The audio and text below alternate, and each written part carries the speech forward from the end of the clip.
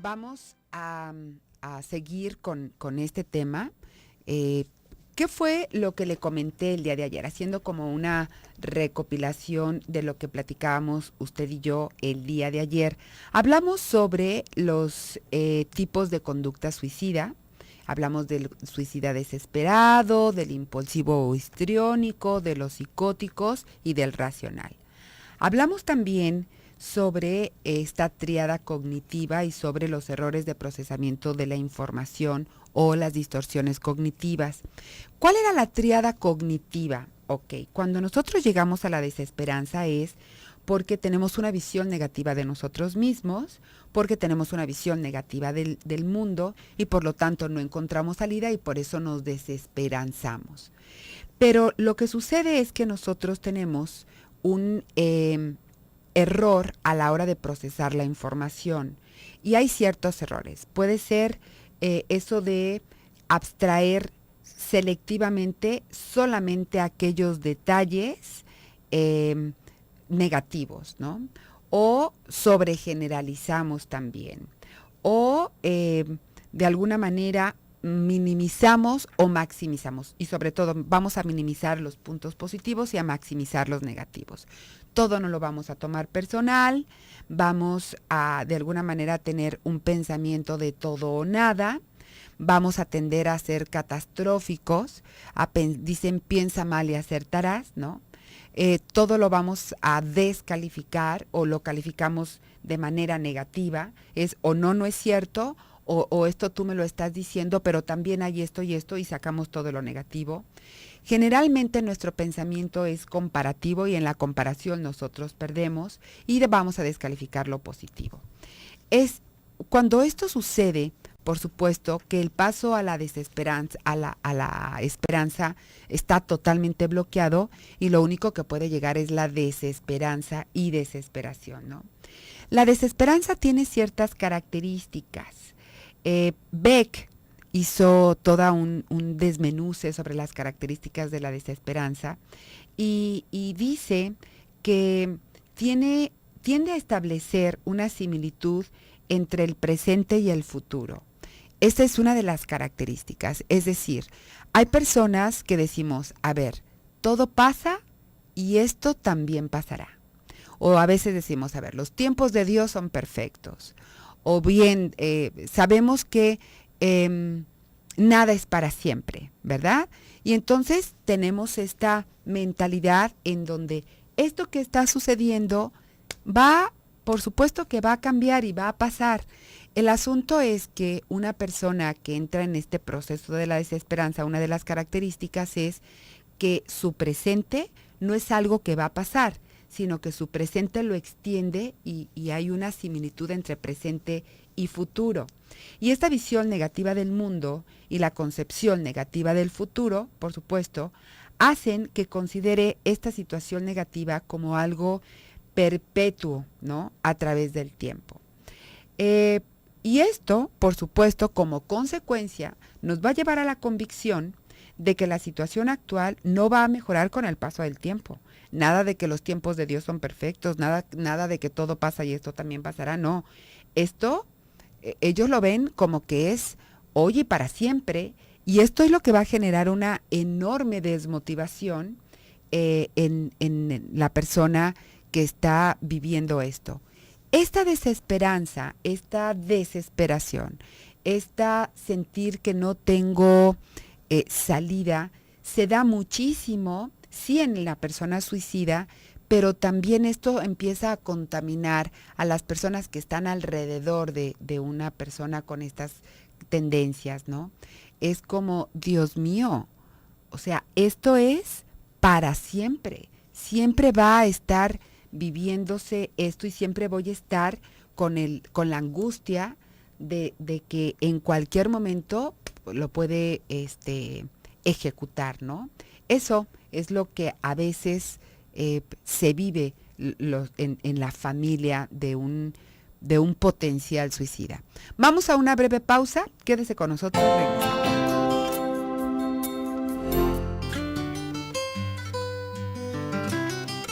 regresamos. regresamos a su programa Dentro de ti y hablando de esta situación de desesperanza que vive muchas veces los familiares de algún paciente, de alguna persona potencialmente suicida. Yo creo que a veces es más el temor a que las realidades, que lo tangible por lo cual nosotros estamos temiendo, ¿no? Sí, sobre todo en la adolescencia. Hay un estudio de Schaefer y Pfeffer en donde ellos, y hay muchísimos tratados, pero a mí este estudio de estas dos personas me parece muy sencillo y como dentro del campo de la psicoterapia, como que me parece el más acertado, el que se acerca un poquito más a lo real. Ellos dicen que el suicidio es un fenómeno multifactorial, pero que hay ciertos factores que se deben de tomar en cuenta.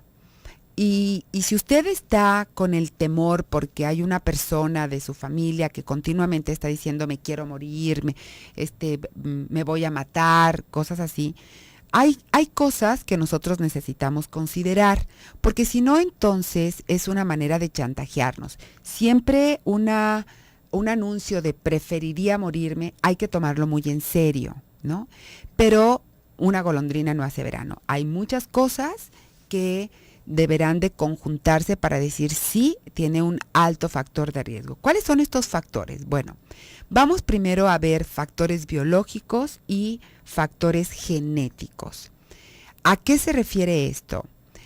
Un factor biológico puede ser que físicamente esta persona no esté, fíjese bien, no esté produciendo alguna sustancia, algún neurotransmisor que lo tenga en un estado depresivo y que tenga estos errores cognitivos de lo que yo le hablé, ¿no? Con mucha frecuencia. Ese sería como una palomita, ¿no? Porque no todas las personas que tienen una enfermedad así, como depresión, como trastorno bipolar, como sí, tienden a. Pero ese es un factor biológico y un factor genético. Es decir, vamos a ver en la familia cuántas personas han tendido a este comportamiento. ¿Cuántos suicidados hay en la familia, no? Hay factores también, el factor sociodemográfico, es decir, qué está sucediendo en el entorno de esta persona, porque, por ejemplo, si se está viviendo una guerra, claro que aunque usted no tenga ningún tipo de enfermedad, claro que si usted no está, y fíjese, voy a hacer un paréntesis para regresarme un poquito. A veces hablamos de una deficiencia de algún neurotransmisor, pero también en muchas ocasiones hay una enfermedad que no me está generando ninguna deficiencia, pero que de verdad me tiene bastante estresado, ¿no? Que ya estoy harto de esta enfermedad, que me está generando muchísimo conflicto para poder llevar una buena calidad de vida. Y esta enfermedad, aunque no me esté impidiendo que no sea la causante de que yo esté produciendo cierto neurotransmisor, pero imagínese tener, por ejemplo, un dolor continuado, no bueno. O sea, el dolor crónico es insoportable y muchas personas deciden quitarse la vida por eso, ¿no? Por este dolor que ya no importa lo que tome, no se me quita, ¿no? Pero también el asunto sociodemográfico. No es lo mismo una población que está en guerra, en donde entran los soldados, violan a las mujeres, delante de sus hijos, delante de sus esposos, en donde delante de mí matan a mis seres queridos. Bueno, pues eso también es otro factor para considerar en el riesgo del suicidio, ¿no? Trastornos mentales, si hay alguna enfermedad mental, y ya estaríamos hablando depresión reactiva, trastorno bipolar, esquizofrenia, ¿no? Todos estos trastornos. Si ha tenido un intento, fíjese bien, no es lo mismo una ideación suicida que un intento de suicidio. La ideación es únicamente este pensamiento repetitivo que anda alrededor de mi cabecita, la idea y la planeación. Cuando yo hablo de intentos, hablo del acto. de que si tomó pastillas, de que si se quiso ahorcar, de que si tomó alguna sustancia, de que si se aventó a un auto, o sea, intentos, se acortó las venas, si tomó algún medicamento. Estos intentos de suicidio previo le va sumando, es decir, uno solo no es el único que nos diría, nosotros tenemos a un potencial suicida en casa. O sea, debe de haber varios de estos factores para decir sí, es algo que de verdad yo sí tengo a un potencial suicida en casa.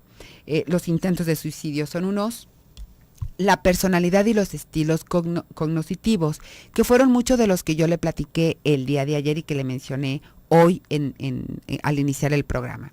Y por último, ¿cuáles son los eventos de vida adversos que está viviendo o estresantes que está viviendo la persona? Terminó con el novio, reprobó el examen, no le dieron el pase para la universidad, tiene una quiebra económica, encontró al marido con otra persona, le pusieron el cuerno al viejo. O sea, ¿cuáles son estas situaciones adversas que está viviendo esta persona o a cualquier situación estresante? Algo también importante es, que no está mencionado en estos estudios, es saber si la persona tiene y entraría dentro de la personalidad, tiene alguna personalidad adictiva, ¿no? O está viviendo alguna adicción o está en el síndrome de abstinencia de algo. Si nosotros nos ponemos a pensar, por ejemplo, en los artistas, ¿no? Porque es como mucho más público la vida de un artista, del por qué se suicidó, y conocemos un poquito más de su historia que de las personas con las que convivimos en el día a día, ¿no? ¿Qué es lo que sucede con los artistas? Si usted se fija, todos los artistas que se han suicidado generalmente han sido o bien una sobredosis en medicamentos y que estaban pasando por una situación difícil, o habían terminado con su novia, o habían recaído en una adicción, o estaban activos en alguna adicción, y entonces las adicciones van muy pegaditas ¿no? Una crisis de abstinencia puede llevar a un sujeto a realmente suicidarse. ¿Por qué? Porque es algo terrible lo que viven en una crisis de abstinencia. Entonces sí. Y a veces no siempre las sobredosis son suicidios, A veces se les pasó la mano, pero no es un suicidio, no fue con la intención de quitarme la vida. Le explico un poquito.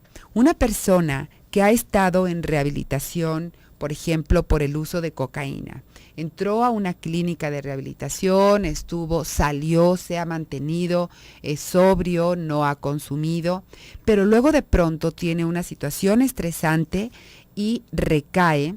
Las personas que recaen, no recaen, en el momento que recaen, no recaen como ellas empezaron, recaen en donde ellas se quedaron.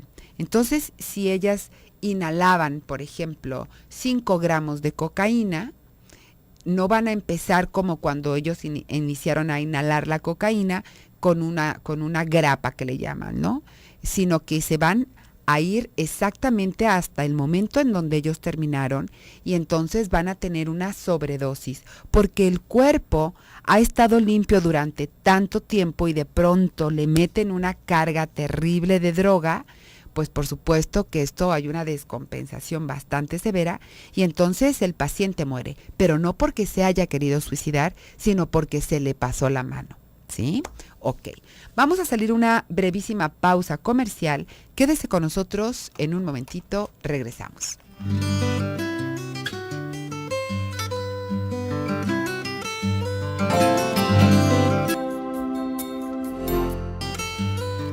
Regresamos a su programa Dentro de ti. Muchísimas gracias, Araceli, por tu comentario. Y Blanca, sí, así como lo entendiste al final, en ese teléfono es en donde te pueden dar la información sobre lo que me estás preguntando. Y sobre la reflexión del día de hoy, me dice la igualdad de la riqueza debe consistir en que ningún ciudadano sea tan opulento que pueda comprar a otro, ninguno tan pobre que vea la necesidad de venderse. Nos dice Mauricio, es solo un ideal, en la realidad ya sabemos que no es así. Así debería de ser, en efecto, ¿sí? Así debería de ser. Ojalá pudiéramos hacer esta conciencia. La realidad es otra, sí. Siempre habrá personas que tendrán dinero para comprar a otras, pero también siempre existen personas que no tienen precio, ¿no? Que su dignidad no tiene precio y que no permitimos, pues, que nos compren con eso. Hay que pensar en eso, Mauricio, y hay que ser más de ese otro grupo, ¿no? Muchísimas gracias por tu comentario. Déjeme ver. Aquí vía Twitter. No, Mónica. No, no, no, no, no, no. Dice, yo creo que los tiempos de Dios son perfectos, que todo pasa por algo y para algo, además de aprender. La pregunta es, ¿tener estas frases es de personas suicidas o como yo he pasado por diferentes cosas en la vida y de todas he aprendido? Pero pienso que no siempre tiene que ser todo malo siempre y cuando hagamos lo correcto. Sí, no, en efecto, Mónica, no es que quien tenga estas frases tiene un perfil suicida. No, a ver, yo creo que no fui muy clara al decir esto. Las personas que viven la desesperanza son aquellas que ven su presente, su futuro de la misma manera como están viviendo ahorita su momento presente. Y por supuesto en el momento presente tienen una dificultad.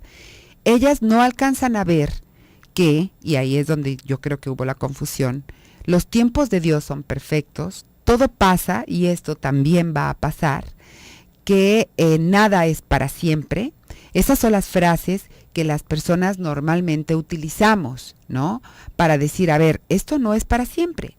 Mi futuro no tiene por qué tener la misma carga emotiva o la misma carga de cosas por hacer como la estoy teniendo ahorita. Esto es algo que va a pasar. Pero claro, las personas que que se viven en la desesperanza no tienen esta capacidad ni siquiera de pensar en estas frases. Ellas inmediatamente extienden de una manera catastrófica lo que está sucediendo en este momento como para siempre más 30 días, ¿no? A eso yo me refería. Fíjese que en el aspecto adolescente, que es un punto también importante que no hemos trabajado, se hizo todo un estudio y una encuesta sobre los perfiles que presentan hombres y mujeres, y estamos hablando de adolescentes entre los 12 años y 20 años, ¿no? Y respecto a la comparación entre el grupo de hombres y el grupo de mujeres, las únicas diferencias estadísticamente significativas entre el perfil masculino y el femenino se encontraron en una escala inconsistente, realmente inconsistente, de algún perfil psicopático, es decir, cuando ya se tenía alguna psicopatía, pero no era como muy representativo, pues.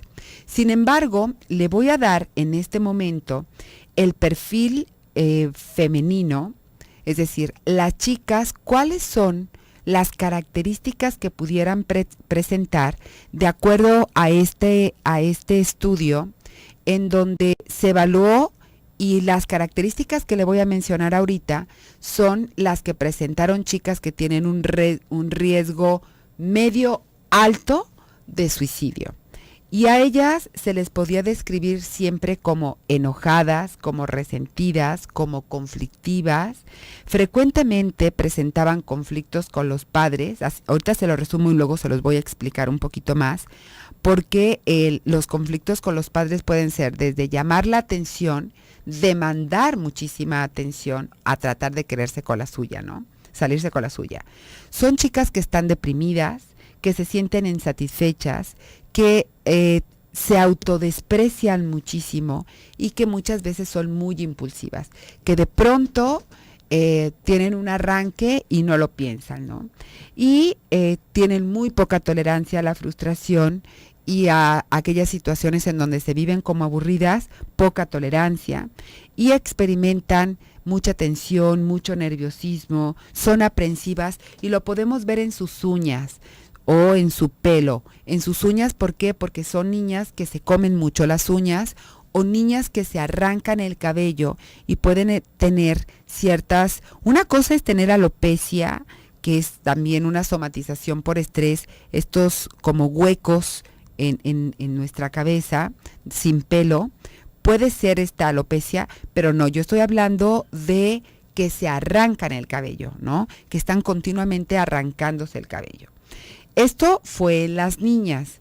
En los niños tienen los chavos de 12 a 20 años, tienen historias de un ajuste social porque ellos se viven muy pobremente, les cuesta mucho trabajo adaptarse a los contextos, a las reglas del grupo social al que pertenecen, presentan dificultades académicas importantes, no así las chicas, fíjese, las chicas no van a presentar una decadencia en las notas, ellas pueden seguir siendo de buenas notas, los chavos no, los chavos inmediatamente presentan una decadencia en sus notas, frecuentemente presentan y reportan preocupaciones somáticas, y se perciben como personas enfermas físicamente, ¿no? Y entonces dicen, no, bueno, es que yo no puedo comer esto porque luego me duele el estómago, o es que yo no puedo correr de tal manera porque entonces los tobillos me duelen. Son increíble, ¿verdad? Podríamos pensar que las mujeres pudieran desarrollar más esto, pero la verdad es que no. Son personas, hombres, sobre todo chavos, adolescentes, muy impulsivos y que presentan conductas autodestructivas. ¿Cuáles serían? Todas las conductas riesgosas. Por ejemplo, correr motos, correr carros, andar a alta velocidad, tomar muchísimo, utilizar cualquier tipo de droga. Son algunas de las características, ¿no? En general, se sienten como aislados, y su pobre control del enojo, porque tienden a ser sumamente enojones, pueden contribuir a tener un mayor distanciamiento de las personas que realmente los quieren, ¿no? Porque en la etapa del adolescente no tenemos esta madurez como para decir, bueno, lo que pasa es que Pablo ahorita trae unas broncononas, pues, ¿no? Lo dejo pasar. O sea, si tú, Pablo, me dices algo, yo te dejo de hablar y te corto de mi bolita y no quiero volverme a juntar contigo, ¿no? ¿Por qué? Pues porque los adolescentes no tienen esta madurez como para decir, a ver, no estaba de humor, ¿sí? Bien, vamos a ver entonces un poquito más detallado el perfil de las mujeres en riesgo suicida. En las mujeres, las adolescentes se pueden describir, como ya le comentaba yo, enojadas, resentidas, como aburridas, conflictivas, pero algunas son referidas a consulta en muchas ocasiones porque incluye, aparte de todo esto, conductas desafiantes.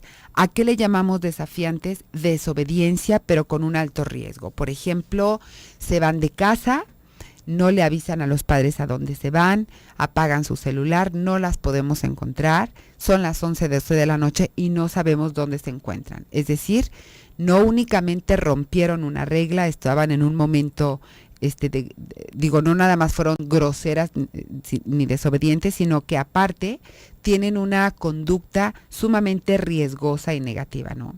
Las adolescentes con este tipo de código frecuentemente plantean muchas demandas excesivas, de verdad excesivas, de atención, de afecto, de simpatía, y al mismo tiempo les molestan las demandas que otros les hacen en sus relaciones interpersonales. Si el novio les dice, oye, es que tú casi no eres cariñosa conmigo, no, bueno, saltan como un chapulín porque ellas consideran que sí, ¿no? Que sí lo son, y si consideran que no es porque la que necesita los afectos soy yo, no tú. O sea, ¿cómo me estás pidiendo que yo te dé algo que yo estoy necesitando? ¿De acuerdo? Ok. Vamos a una breve pausa comercial. Quédese con nosotros. Regresamos.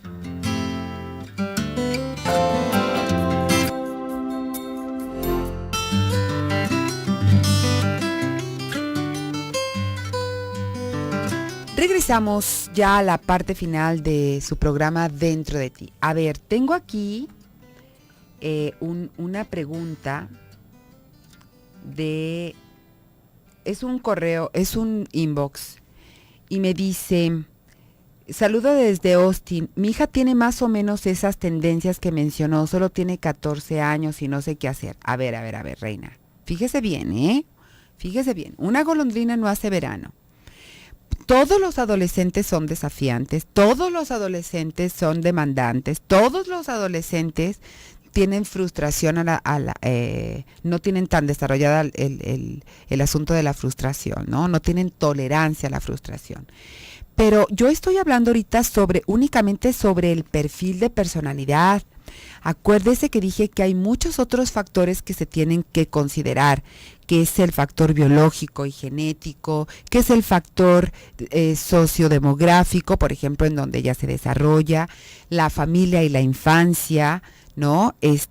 Si hay algún trastorno mental, si hay intentos de suicidio previos, si tiene una personalidad y estilo cognitivo, si hay un evento en la vida que ahorita le esté generando estrés.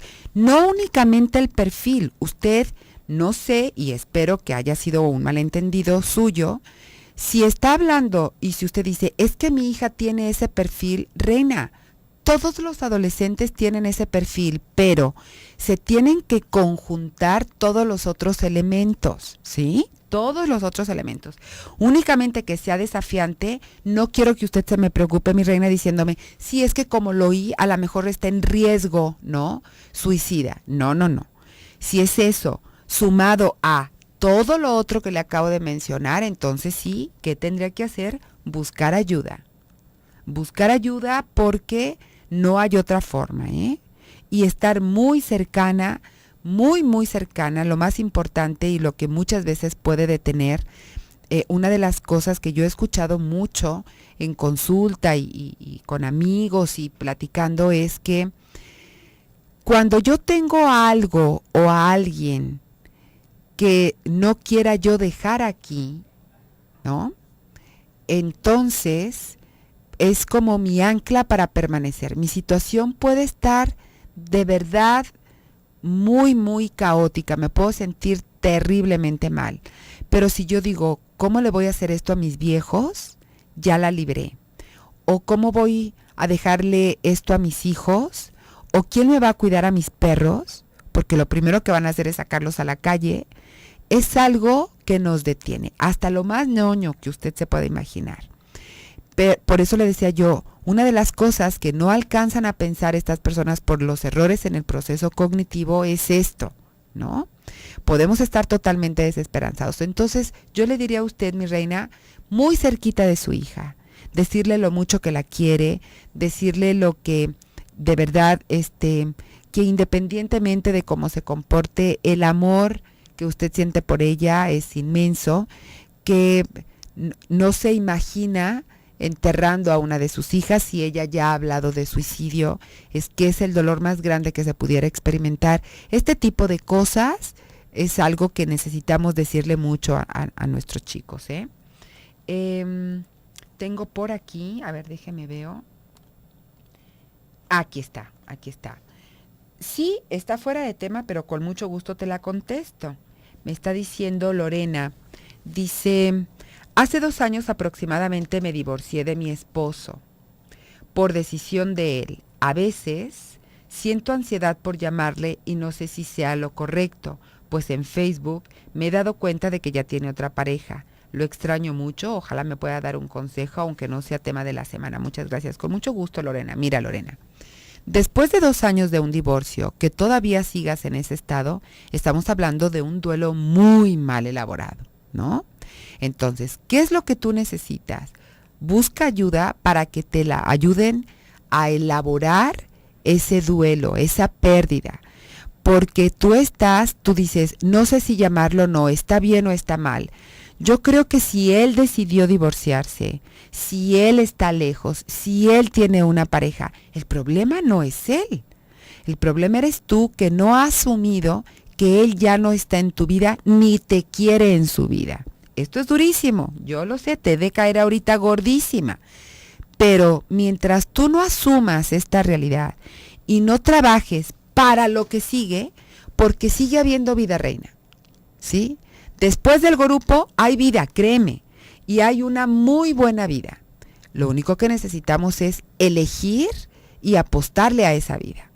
Entonces yo te sugeriría, ¿qué consejo te puedo dar? Buscar ayuda para poder resolver esta situación y asumirla. Esto es algo que ya se terminó. Déjeme veo qué tengo por aquí. Uh-huh. Está todavía la parte de el riesgo suicida en los hombres, ¿no? ¿Cuáles son como los antecedentes, cuál es el perfil más bien sobre el riesgo suicida en los hombres? Pero como ahorita ya me queda tan poquito tiempo, ya no voy a alcanzar. Entonces prefiero darle a usted un resumen de lo que platicamos el día de hoy. Decíamos, la desesperanza la puede vivir tanto el paciente con riesgo suicida que la familia que está alrededor de él. ¿Por qué? Sobre todo cuando hay un trastorno, en el hecho de pensar de que, Dios mío, ¿cuándo voy a salir de esto? Pues a veces nos vivimos como muy desesperanzados. Y acuérdese que el cuidador siempre va a desgastarse más que el enfermo, ¿sí?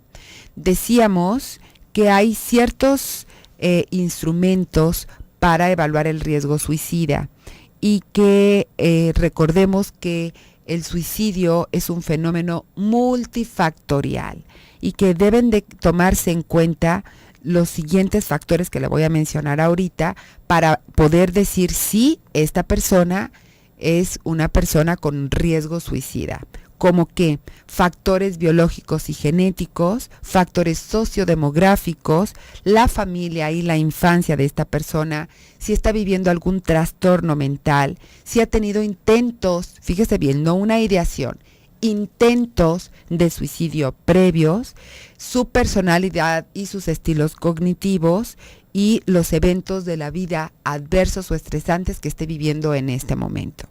Y el perfil de las mujeres con riesgo suicida, decíamos, bueno, son mujeres que, sobre todo en el asunto de las adolescentes, se les podía describir como siempre enojadas, resentidas, conflictivas, frecuentemente presentando conflicto con los padres, están deprimidas, se sienten insatisfechas, son impulsivas, tienen poca tolerancia a la frustración y se viven aburridas, experimentan tensión, nerviosismo, son muy aprensivas, junto con todo lo otro que yo le mencioné. Estos son algunos de los rasgos. De los hombres, mañana se lo platico, de los chicos adolescentes. Laura dice, tengo un hijo de 16 años y estoy a punto de terminar mi carrera. Tengo 7 años con un novio y me di cuenta que tengo 3 semanas de embarazo. Le comenté y solo me dijo que como aún sigue casado a la iglesia, sería una decepción para la familia que el bebé no debe de nacer. Me siento decepcionada. ¿Qué opina? No, de veras, mi reina. Digo, no sé si alcanza a ver la desgraciadez y la incongruencia del tipo. Por un lado pone la iglesia y la decepción para la familia. O sea, trae en el estandarte de no hacerse responsable al patrón. Entonces, por eso no deberá de nacer. A ver, o somos de la vela gorda, mi reina, o somos a favor del aborto. ¿Que te sientes decepcionada? Pues sí, mi reina, te debes de sentir decepcionada. Por supuesto que sí. Pero ¿qué opino? Que siempre la vida se respeta. Es tu cuerpo, yo lo sé, tú vas a decidir eso, ¿no? Pero por alguna razón ese bebecito te eligió a ti como mamá. Busca ayuda, reina. Es una decisión que debes de tomar tú. Y al grupo, por favor, chocomil con 2 yemitas, pero como estas, ¿sí? Eso es lo que yo opino, mi reina. Muchísimas gracias por el favor de su atención. Yo soy Alicia Soltero. Les espero mañana en punto de las 12 del día, hora del centro. Hasta mañana.